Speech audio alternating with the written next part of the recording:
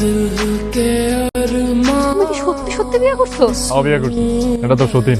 এটা তুমি কি করলা? তুমি থাকতে তুমি আরেকটা বিয়ে করছো। এটা আমি কেমনে পারলাম গো? কি হইছে? এত চিৎকার করতেছো কেন? রাশিদ, বৌসা যে এই মাইয়াটা কেডা? মা, আমার নতুন বউ, আমার মা। সালাম করো।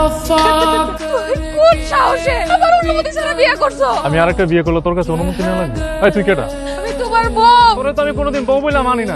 তোর মতো এমন একটা কাইল্লা বাঞ্জা মাইয়া আমার বউ না। পারতো একটা বাচ্চার মুখ দেখাইতে আমার। খুব ভালো করছো। এই কালার সাথে সংসার করে তোমার জীবনে কোনো লাভ হইব? 100 বছর হয়ে গেছে, কোনো বাচ্চা কাচ্চা যেহেতু হয় নাই, মানে সে বাঞ্জা, এটা শিওর।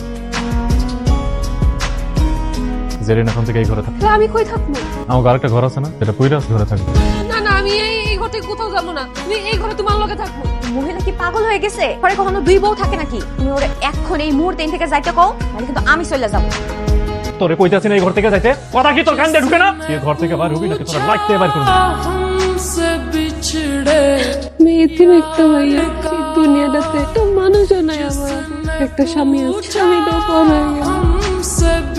শুধু শুধু ওরে ভাত কাপড় দিয়া পাইলা লাভ আছে? তোরে দেখতে ইচ্ছা করে না, কিন্তু কাইল্লা আর আবার বানজা। তখন যদি তুমি জোর করে আমার বিয়েটা না করাইতা, আমার আজকে এই দিনটা দেখা লাগে। আশেপাশের মানুষ কইছিল এতিম, স্বভাব চরিত্র ভালো, খালি চেহারা সুন্দর হইলে তোর হয় না। ভালো মনে করছিলাম দেখেই তো তোরে জোর করে ওর লগে বিয়া দিছিলাম। তো এখন যেহেতু তুই ওরে রাখতে চাইতেছিস না, তাহলে বাইর করে দে। যেহেতু বাচ্চা কাচ্চা দিতেই পারবো না, আমার তো ঠিকই কইছে, তাহলে ভাত কাপড় দিয়ে জঞ্জাল পালার দরকার আছে? বের করে দাও। ওর আমি তালাক দিব। তোমার পায়ে ধরে অনুরোধ করতেছি, তুই আমার তালাক দিও না।